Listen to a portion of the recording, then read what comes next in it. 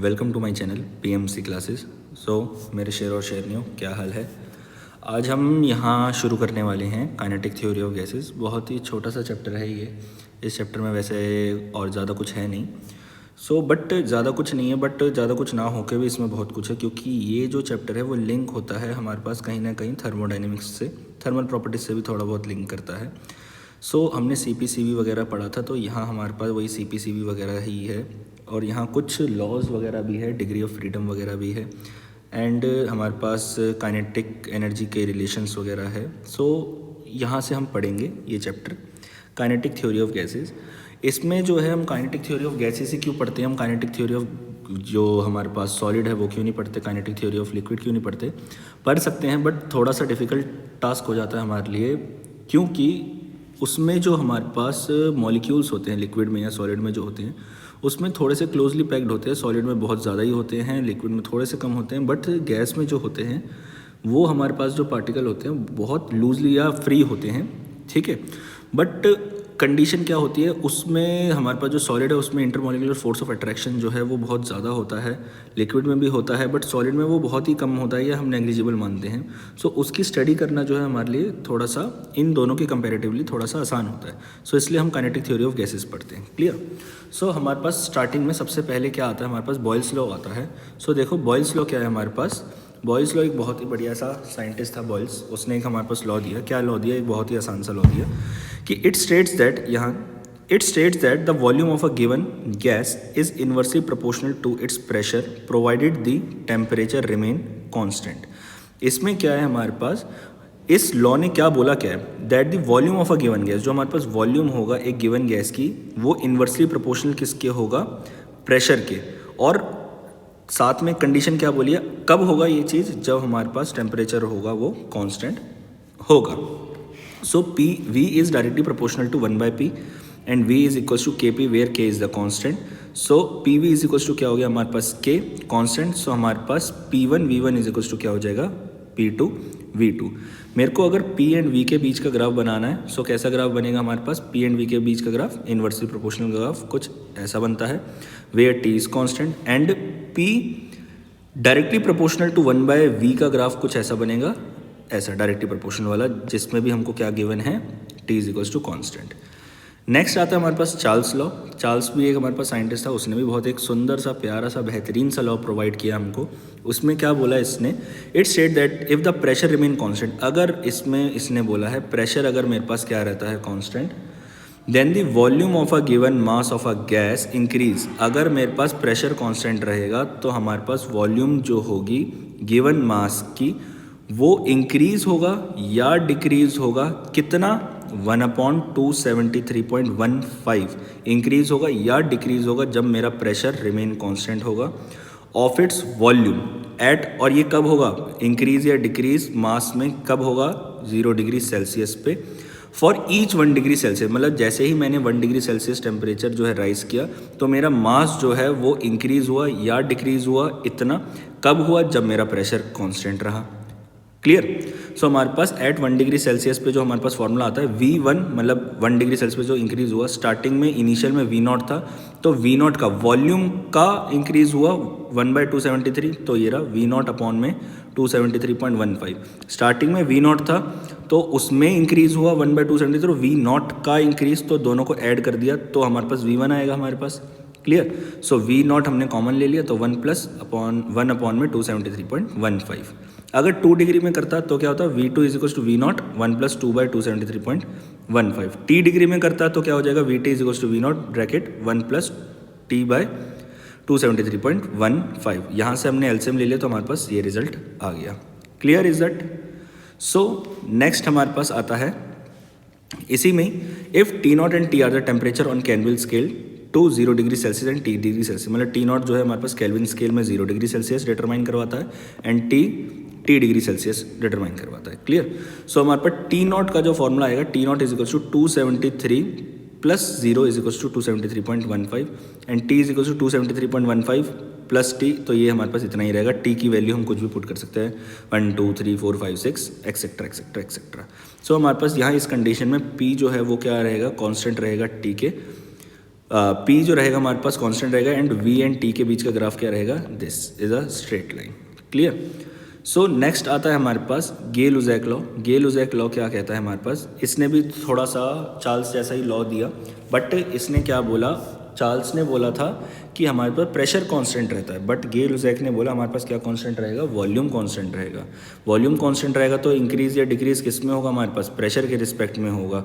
सो वही same formula बस pressure के रिस्पेक्ट में पढ़ेंगे, P T is equals to P naught 1 plus T by 273.15 and यहाँ एलसीएम ले लिए तो हमारे पास ये कंडीशन आ गई। एंड 273.15 प्लस टी 270 अभी हमने यहाँ पढ़ा था 273.15 plus T is equals to क्या है, कैपिटल टी, तो हमने कैपिटल टी लिख दिया। And 273.15 is the T naught 0 degree Celsius Kelvin पे, तो ये हमारे पास आ गया। सो हमने पी टी अपॉन में P naught is equals to T by T naught किया, तो हमारे को ये रिजल्ट मिला कि P by T is equals to क्या होता है हमारे पास, कॉन्स्टेंट होता है। That means P is directly proportional to T. Clear. So next आता है हमारे पास perfect gas equation. Perfect gas equation तो आपको सभी को पता ही होगा क्या होता है परफेक्ट गैस या ideal gas equation. P V is equals to n R T, where n is equals to the number of moles and R is the universal gas constant. Clear.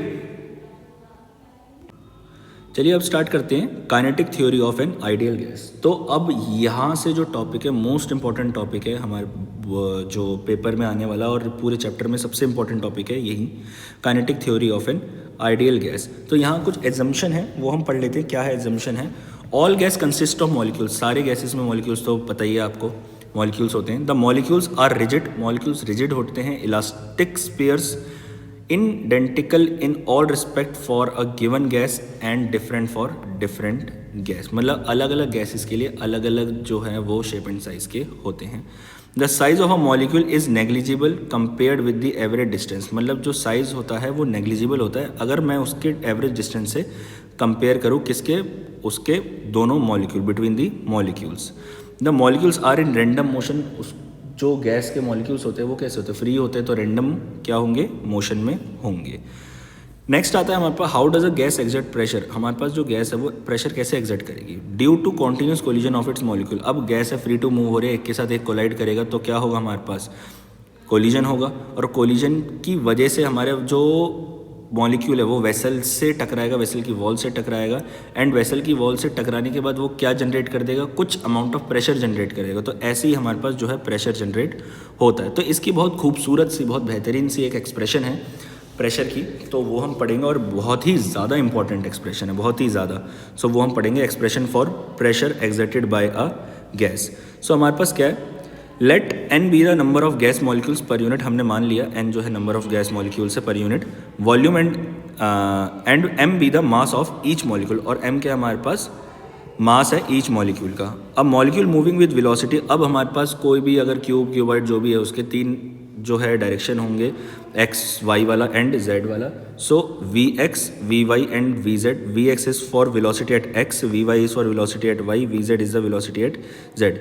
Hits the planar wall of area A, उसने planar wall A को hit किया।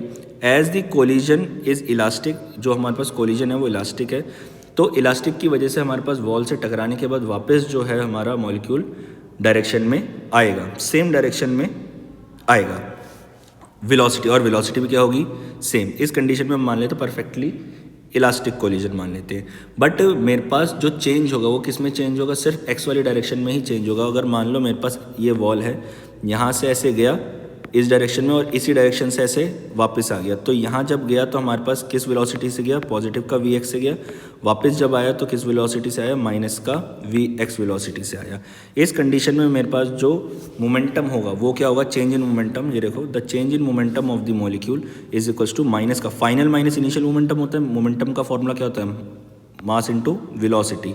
तो हमारे पास जब final गया वापस चला गया था तो यहाँ माइनस का वी एक्स था, इसलिए माइनस का एम वी एक्स, और जब आया तो हमारे पास प्लस का एम वी एक्स होगा, बट फॉर्मूले में माइनस लगता है तो ये फॉर्मूले वाला माइनस है। तो माइनस का m v x minus m v x is equals to minus का 2mvx।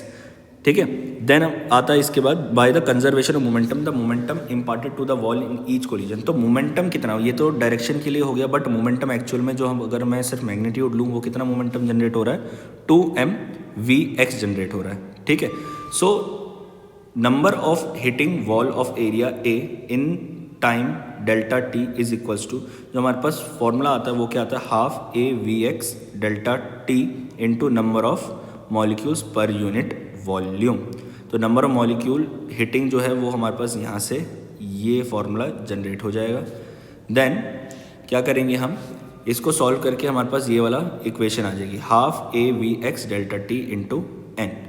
Total momentum transfer to the wall in time delta T is, momentum कितना, डेल्टा पी मोमेंटम ट्रांसफर हुआ, तो उसको हमने क्या कर दिया 2mv x से क्या कर दिया मल्टीप्लाई कर दिया। जो हमारे पास मोमेंटम आ रहा था, यहाँ मोमेंटम आ रहा था ना 2mv x, तो हमने इसको यहाँ मल्टीप्लाई कर दिया, तो हमारे पास ये कुछ ऐसा सा रिजल्ट आया।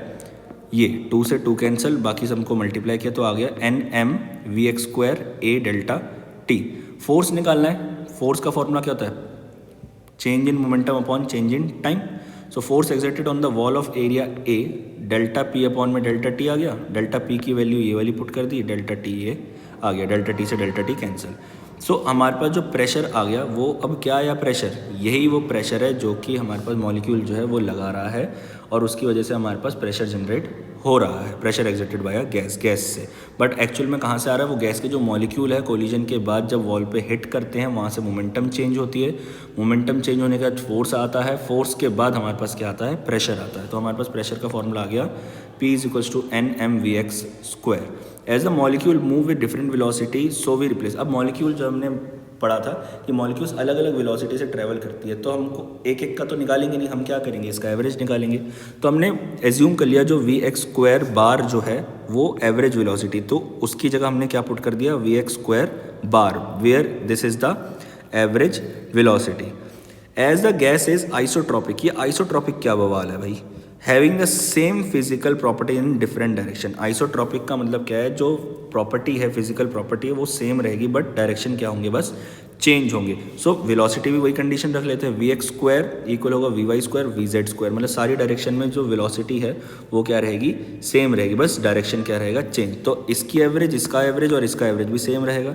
और एवरेज निकालने का, मीन निकालने का फॉर्मूला क्या होता है हमारे पास, सम ऑफ ऑब्जर्वेशन अपॉन में टोटल नंबर ऑफ ऑब्जर्वेशन। तो हमने वही मीन का फॉर्मूला लगा दिया, v(x² बार प्लस vy² बार प्लस vz² बार अपॉन में 3, और ये तीनों आपस में इक्वल है v² बार के, वो हमने इक्वल कर दिया, तो हमारे पास आंसर आ गया 1/3 v² बार आ गया। क्लियर।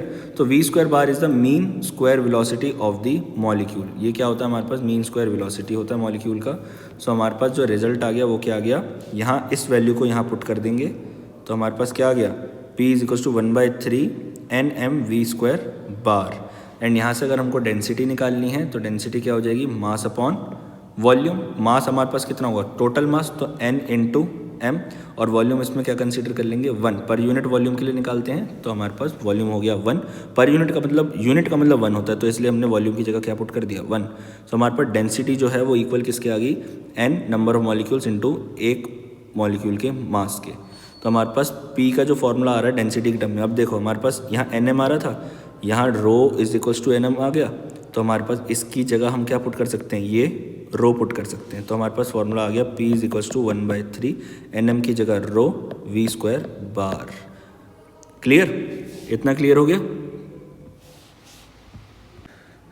सो अब आता है हमारे पास काइनेटिक इंटरप्रिटेशन ऑफ टेम्परेचर। सो यहाँ से हम स्टार्ट करेंगे। रो का फॉर्मूला तो आपको पता ही होगा, डेंसिटी का फॉर्मूला क्या होता है, डेंसिटी = मास अपॉन में वॉल्यूम। सो हमने यहाँ लिख दिया, according to kinetic theory the pressure exerted by the gas. अभी हमने काइनेटिक थ्योरी पढ़ी थी, उसमें हमारे पास प्रेशर का फॉर्मूला आ रहा था, तो वो क्या आ रहा था 1/3 ρ v² बार।